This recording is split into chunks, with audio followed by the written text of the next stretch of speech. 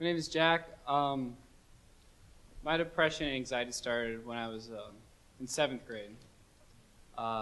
Just right away, entering middle school, a whole new thing. Just everything just started to, feel down. I was always a happy person. My parents would always call me their sunshine. My mom would always sing the song, "You're my sunshine." And I didn't really feel like that anymore in 7th grade. It was just feeling down, unhappy. I was always drained and full of anxiety and stress. Partially because of middle school, partially because I had long blonde dreadlocks. Yeah. And then throughout the year, my stress and anxiety and my sadness got a little worse. And when I did that, I would cope by scratching my arm a little. And that's classified as self-harm. I'd scratch to the point of bleeding, and the scratching would elevate to cutting. And that was kind of the first sign to me that I wasn't completely there. But I wasn't ready to tell my parents about that because I thought, oh, it's just a phase, I'll be fine. No problem with that. So then 8th grade came along, same thing going on, still the cutting. Everything was about the same, it was just on a little bit bigger of a scale. And then along came high school, good old freshman year. And at that point, I was rarely happy. I wasn't social as I was before. Didn't really have, I lost some of my friends. And then one day at school, I ended up getting in a rather large argument with my teacher, and she sent me to the counselor because she thought I wasn't really acting right. And I ended up telling my counselor how I felt. And she gave me a big ultimatum. She's like, you tell your parents tonight how you're feeling, because I had suicidal ideation, I was feeling depressed, I wanted to cut. And she said, you tell your parents tonight, or I'm calling them tomorrow. And I'm going to call and check and see if you asked. So I told my parents.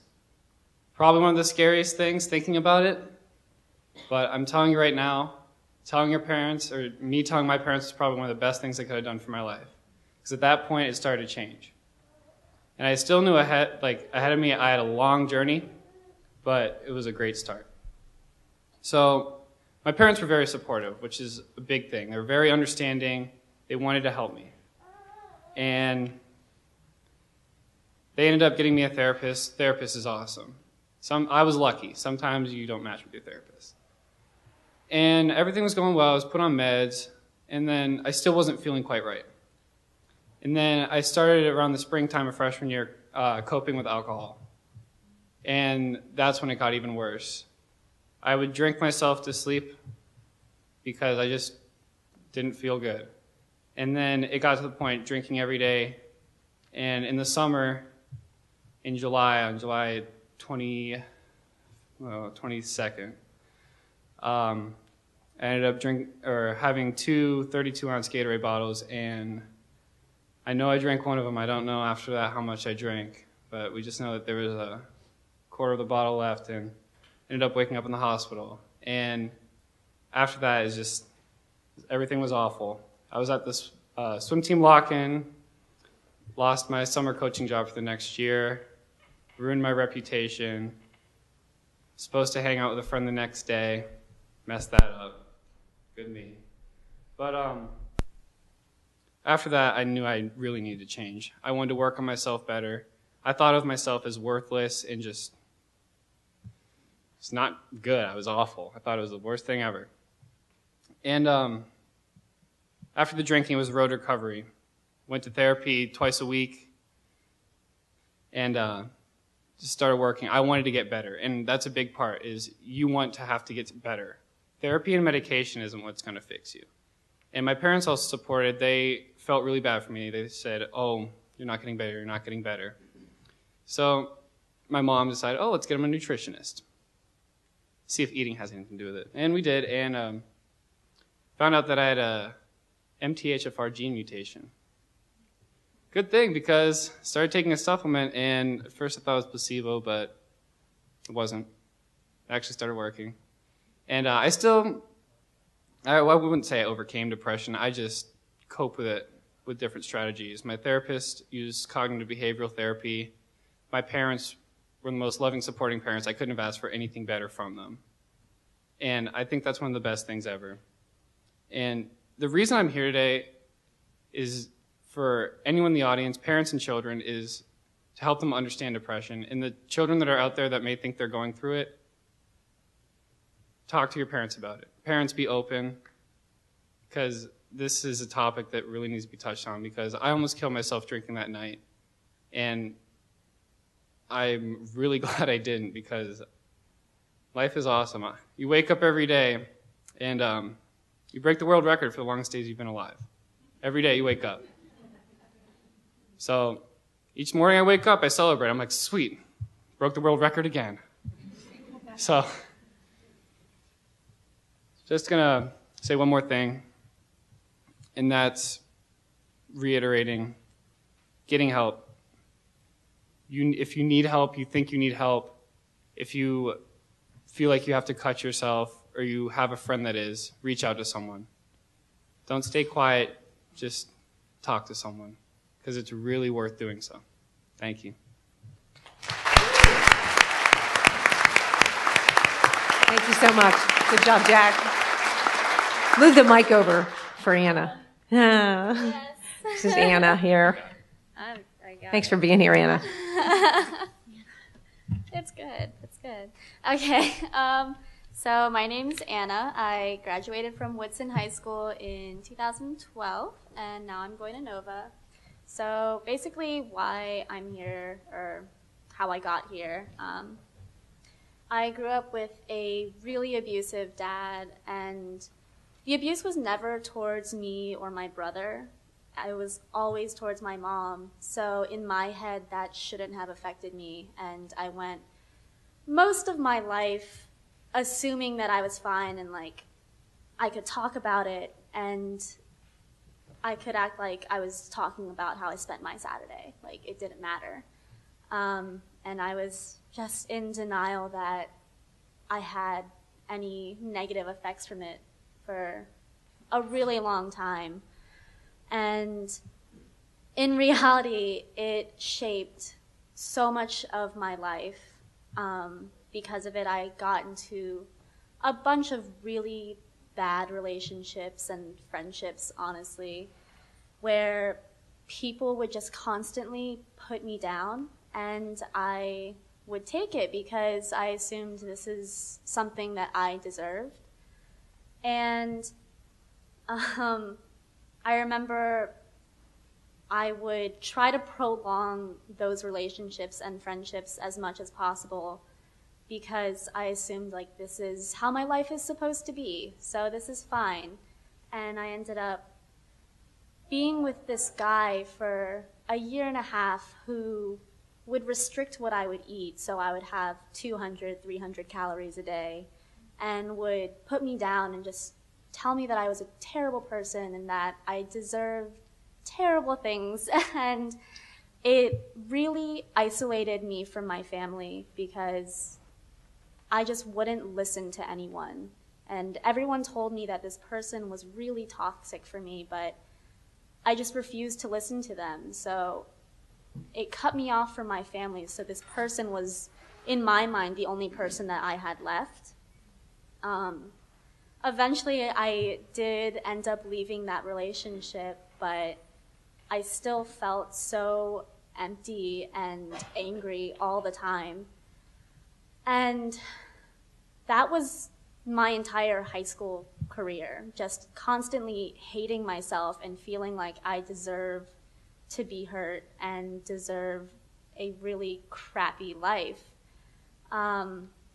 So for pretty much all of high school, I was really depressed, cutting every day, all the time, and I wanted to get help because when you're depressed, part of you is like, I don't want to live like this. I don't want to be sad. But I got so comfortable being sad that I was being really stubborn about getting help, you know.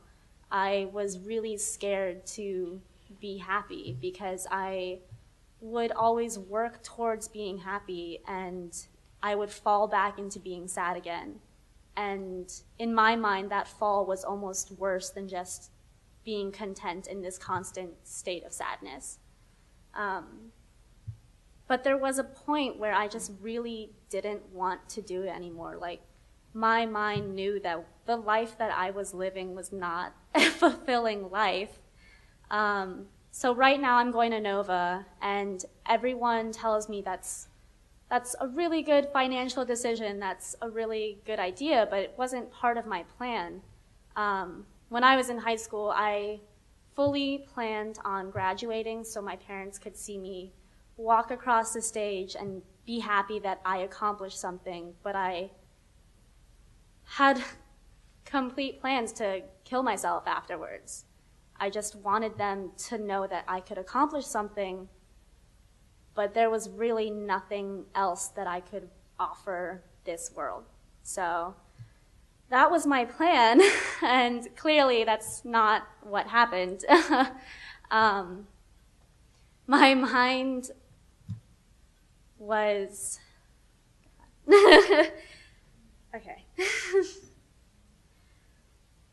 After high school, I was still convinced that my feelings were really invalid, like my sadness wasn't valid, so I couldn't make people sad because I didn't want to deal with it anymore. But I still didn't make any effort to get better. I just kind of sat and assumed that my life is going to get better, it's going to be fine. But it kept getting worse, to be completely honest. Coming out of high school, I worked at a restaurant for 7 months, and 2 months into those 7, I was sexually assaulted by my 30-year-old coworker. One of my best friends ended up killing herself. Another one of my best friends was addicted to meth, tried to kill herself, and almost went into cardiac arrest.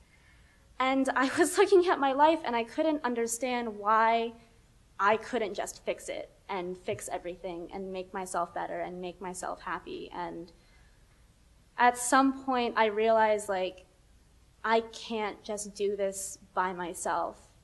And me being stubborn about not wanting anyone to, like, take credit for me getting better wasn't going to fix my life.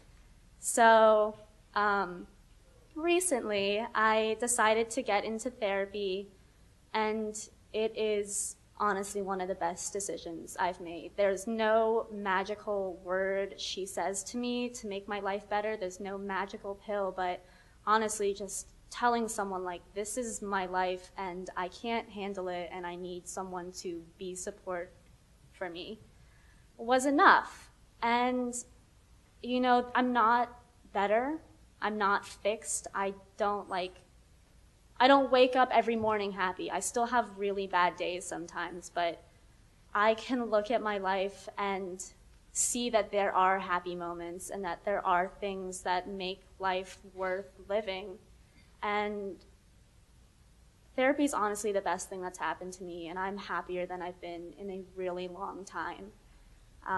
So I guess, like, my little advice is just, you are the most important person who will ever be in your life. And you have to do whatever you have to do to make sure that you're in a good place, whether that is getting help if you need help or cutting toxic people out of your life. Like, you don't owe it to anyone to stay in your life. Like, you, at the end of the day, are the only person guaranteed to be there. So you have to make sure that you know that you're important and you know that you're worth it. So that's it. Thank you so much, Anna. Okay, Will, you're next. Hey everyone, I'm Will. I'm a senior at Langley High School and graduating this year. What I'd like to talk to you guys about tonight is suicide.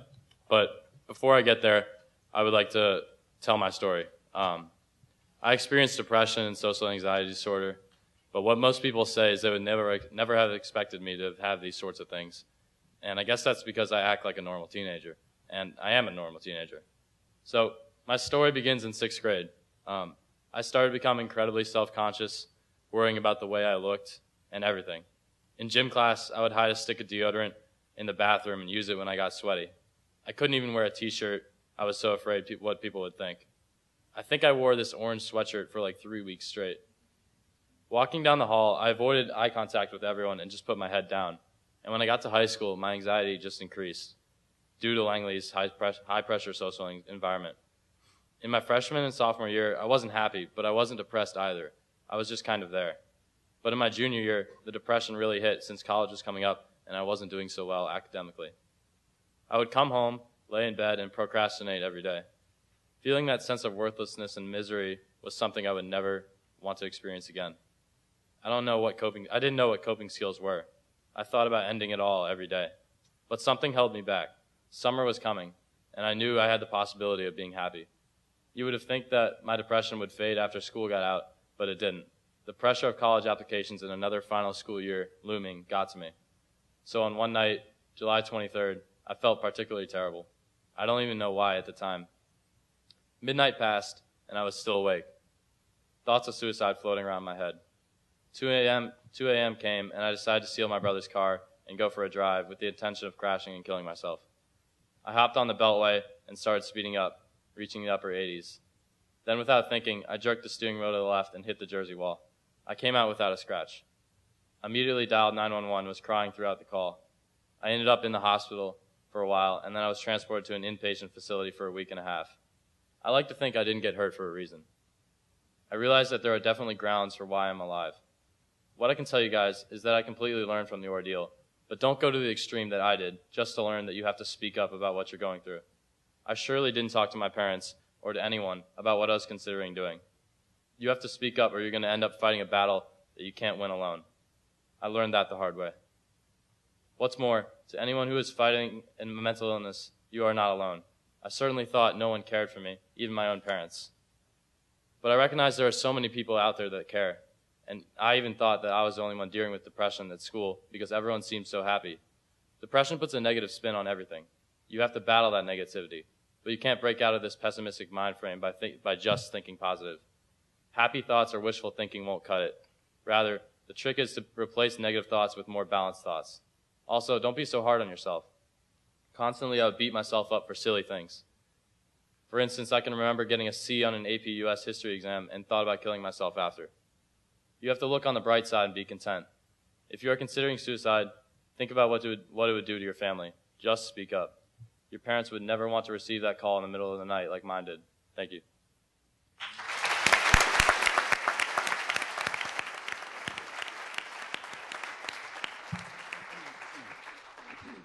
I'm a little bit older than most of these guys and girls. I'm almost 30. I can't believe it. Graduated from Langley 11 years ago.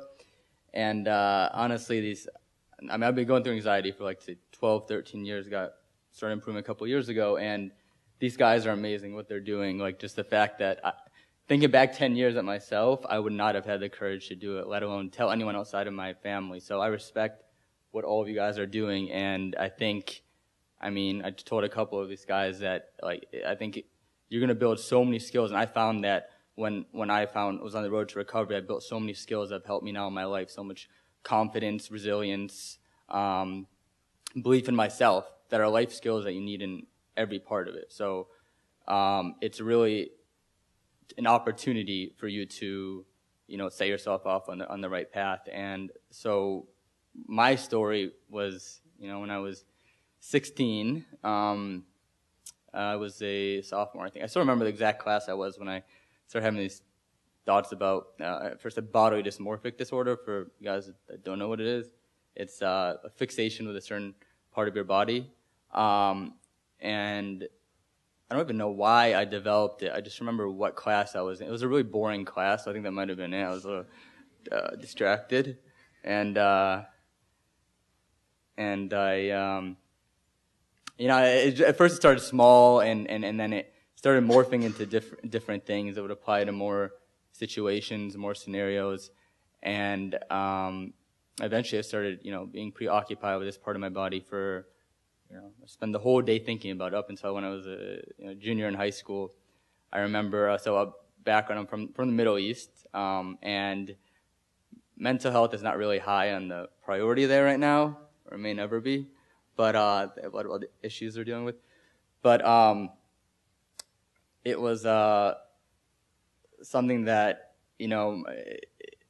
so I went to see a doctor from, the country that I'm from, and he just said, take these pills, take a few pills, didn't even dose me. And I took them, and he ended up just taking too much. I ended up being depressed. I have anxiety, ended up being depressed, ended up missing a few soccer games. That was probably the low point in my life. I never think of the low point. That was it, probably. And so I told myself I would never take medicine again in my life. Like, I had such a bad experience with that guy. And it was 10 years before I ever took it again.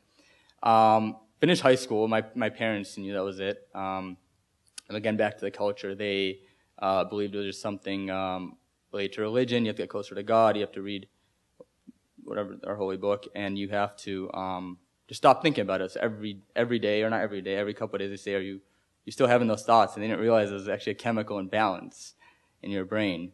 So I did my own research and stuff like that. But then I went to college, and things didn't get much better. In fact, it got worse. I started interviewing for jobs my senior year, and I still remember there where I developed social anxiety. So first I had body dysmorphic, and then social, and so it's like I had two anxieties, and it was like it always add up to 100%. One would go up, one would go down, which is great. I mean, it was really fun. But you never know which one's gonna have. I want to be 100%, and then I stopped thinking about the other, which I thought was good, but it doesn't make any sense. So I saw a doctor there, and then it helped me get better. It taught me some exposure therapy and cognitive behavioral therapy.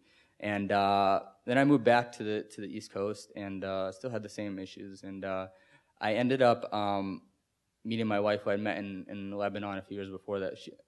My wife and daughter are here. My daughter was crying. I think they went in the hallway, so I apologize for that.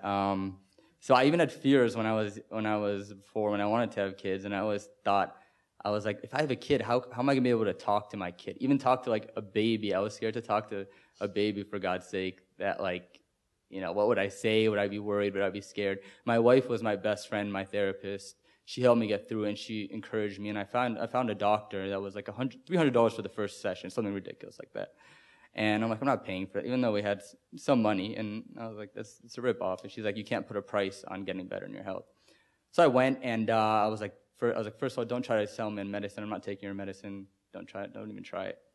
And she's like, okay. But I felt comfortable with her. So I was like, let's try some medicine. So I tried, and I was the kind of person who wanted to help myself. So I read Anxiety for Dummies, Cognitive Behavioral Therapy. They're great books, by the way. I don't know why they call them for dummies. I mean, they're for some smart people too. But I really was motivated to help myself. And that's a skill I have. I think I love learning. I refuse to let it break me. So I would intentionally put myself in situations that I feared because I knew how detrimental it would be if I avoided situations. So I even overdid it with the social anxiety. I go to parties and all this stuff, and just to overcompensate. But I'm glad I didn't run away from it. And then, I started getting better, and I met Lauren, who was 2 years younger than me in high school. And got reconnected with her, saw what she was doing, and I always thought I wanted to do something really neat and help when I got better. And like these guys said, I don't think anyone ever gets 100% better. It's not like you can't just erase your memory. You don't forget what happened to you. It's still a part of you, but as long as you can limit it in a way that you can live the rest of your life and channel it into accomplishing something positive. So me and my wife started an organization together based on health mentorship online, and so I want to thank Lauren for all the great work she's done. She's been an inspiration to me, and I've seen her to this point accomplish a lot. So I see the stop sign, so I'm going to stop.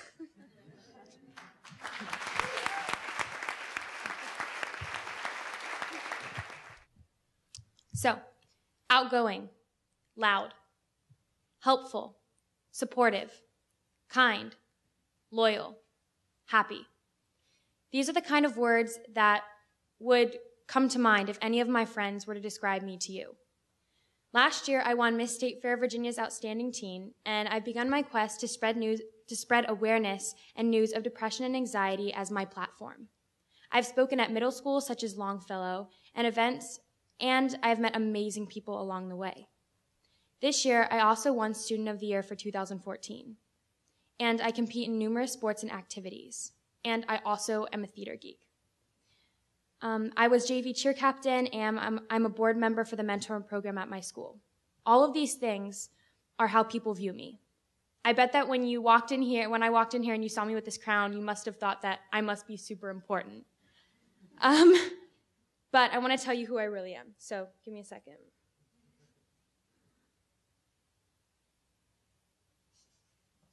Takes a while.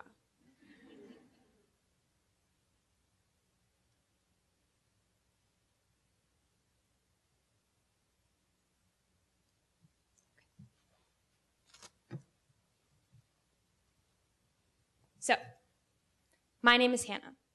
I'm a 17-year-old junior at Langley High School. You can frequently find me in my big pink room watching Netflix and eating every single thing in my pantry.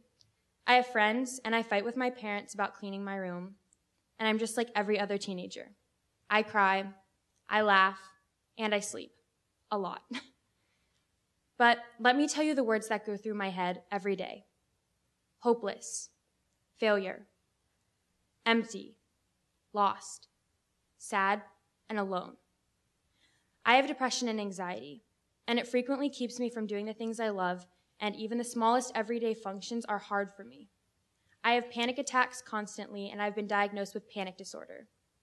These panic attacks really scare my family because they just started coming up my junior year, and my parents don't really know how to deal with it. And before I did this pageant, most of my family and my friends had no idea. And they were shocked to hear that I had these problems. So I did not want to go to therapy at first because nobody wants to believe that they might be crazy. I had friends and I thought everything was going okay, and I didn't want to think that I had a problem. So I refused to go to therapy for, I think, at least 2 years. And then my mom finally, it got to a point where I just had to go, so I did. What I was told was that I have a problem where I can't trust people because I've been let down so many times, but I don't like to be alone. So it's a constant situation where I don't know what to do. So that's where I get the empty, the lost, and the sad feeling. So I know some of you have heard about the Langley suicides that just happened, and it's tragic. But this has given us an opportunity to really look at it because people overlook it.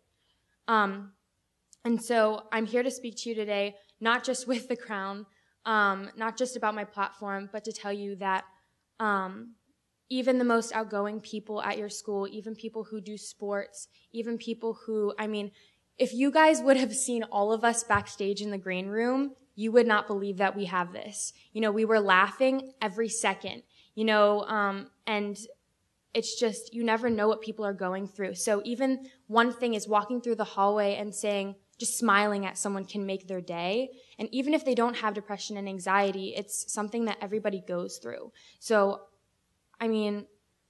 even everybody is struggling with something. So I think that this is a really great time for us to talk to people about it. And if you're a parent, definitely talk to your kids, because it's still even hard for me to talk to my parents. I know they're in the audience somewhere.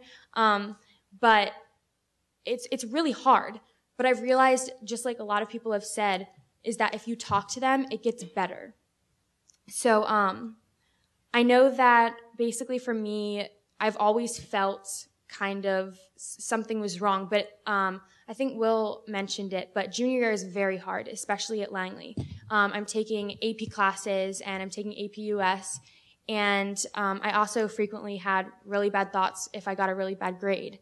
And I think that it's just important that we're all here, and I'm really glad that you guys are here because, it is hard to speak about it, but I think it's really important. So I think this has given us a really great time to be able to talk about it, like I said, because it's not really talked about.